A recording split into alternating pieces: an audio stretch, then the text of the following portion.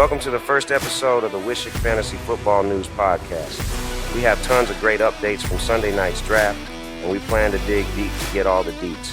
Now here's your host, Dave the Big Salami Sawe, and his sidekick, Donald. Let's go.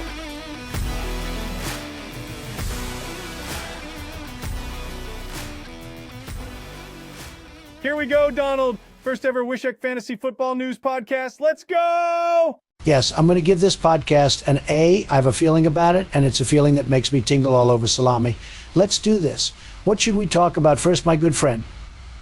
Well, I think we got to dive right into the draft that happened Sunday night. Hey, Stewie, can we get the image of the projected standings for this season so we can see who had a good draft and who didn't? Yeah, give me 1 second. Ah, yes, here we go. Thanks, Stewie. So as you see, Donald, this year's draft was actually a little bit weird. Why you say that, big salami? Well, first off, I was gone and couldn't host like I usually do, so it seems they all drafted from home online, which, by the predictions, looks like it was beneficial to some of the normal cellar dwellers.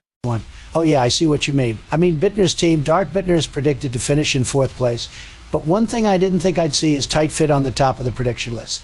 Algorithm has to be off. Don't you think, salami? Yeah, I agree. You know what else I agree on? Stewie sucks at his job. I told him to get a microphone so I wouldn't sound like a goober. Now the podcast is going to suck.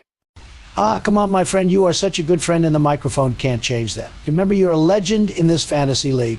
Guys like Klein idolize you. Yeah, I guess. Okay, let's get back at it. So as it stands, we have the Tight Fit team, owned and operated by Beast. A real surprise at the top.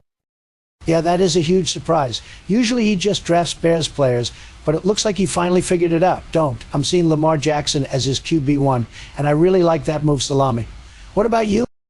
You're right, Donald. Lamar is such an impressive quarterback. I also see he has Alvin Kamara, which is such a good PPR league pickup. Yeah, but the rest of his team sucks. I don't get how he's projected to be in first.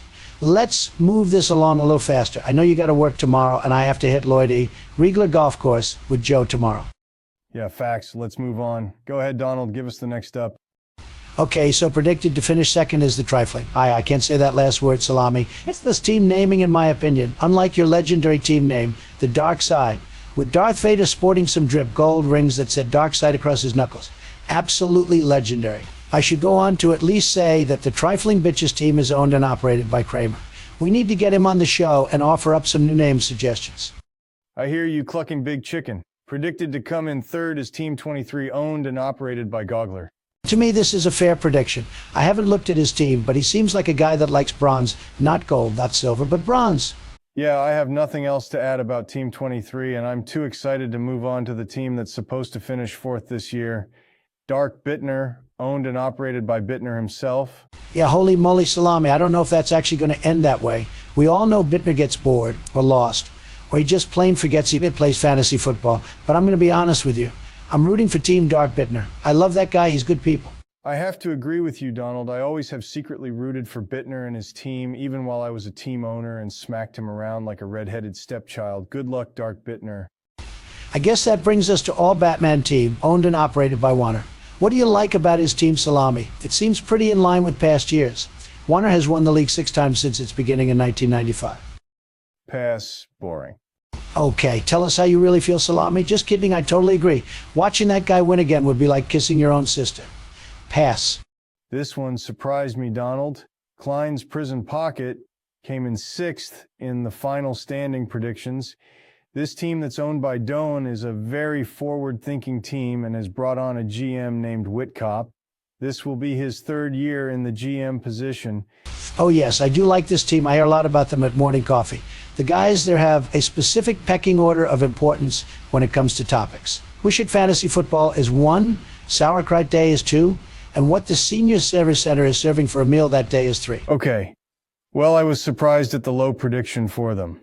I've sat in a few of their draft strategy meetings, and it seemed to me they really had their poop in a group.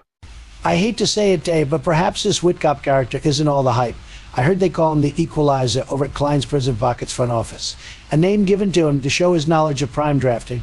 But I'm thinking he needs a different name. Perhaps he should go back to Bruiser, just in case they acquire a bunch of bruises from the butt kickings they're going to get this year. Interesting. Brash, but very interesting. I myself have faith in the equalizer. Like I've said, I've sat in on their strategy meetings and he seems to know a few things. He learns them all from his idol, Portnoy. But still, he's always studying. Well, I guess that brings us to Team Ulmer, the team projected to finish 7th in the league this year. Huh? Crap. It's Team Ulmer. Perhaps I wouldn't be falling asleep talking about one of the greatest fantasy minds in the Wish It Fantasy Football League, but with a team name like that, snooze button. To be honest, though, and I am being honest, he's only won this thing 4 times. It seems like it should be more. I'm not sure how many times he's finished second, but my God, why am I still talking about this team? Okay, if you can guess who owns and operates Team Ulmer, we'll move on, Big Dave.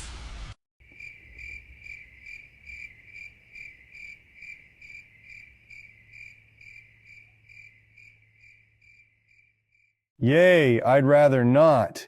Good God, this is taking forever. Who else is left on this list? Russ's Rumblers, owned and operated by Russ Vold. I have a rule, Donald. I don't trash talk Russ Vold. I don't know why, but I just don't. Perhaps you can figure out why he's down here in Bittner's spot.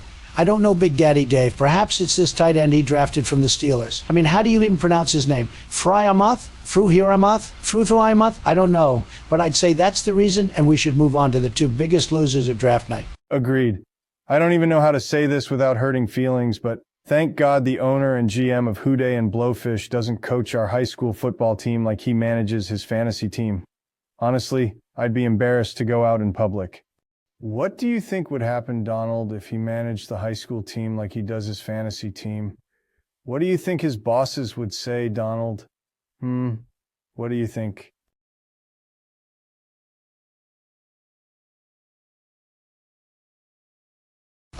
You're fired. Correct. Now, for the moment we've all been waiting for. The Roast of Deep Threats, owned and operated by Klein.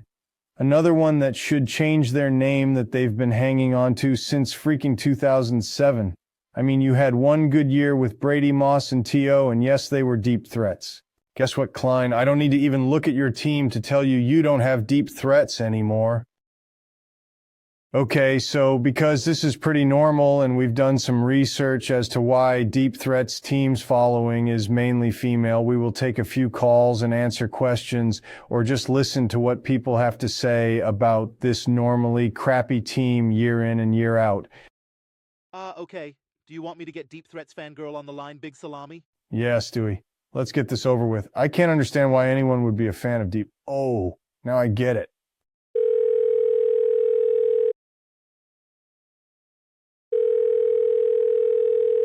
Hello? Hey, Deep Threats fangirl? Salami and Donald, oh my god, hashtag blessed, go deep anal threats. Oh my God, Stewie, your audio is horrible. Hang up. For heaven's sakes, why people answer their phone on the toilet. Disgusting. She's a disgusting pig for doing that. We just had sauerkraut and jalapeno pizza brought in, and I was so excited, but now I think I puked in my mouth. She's the worst. Yeah, oh my gosh. Why? Okay, she ruined it. I know we were supposed to have LJ on tonight. We sent out teasers, but I swear I can taste her fart in my mouth, and I'm thousands of miles away. Cue the music, Stewie. We're done. We'll catch you all after week 1. Good luck, and let's go!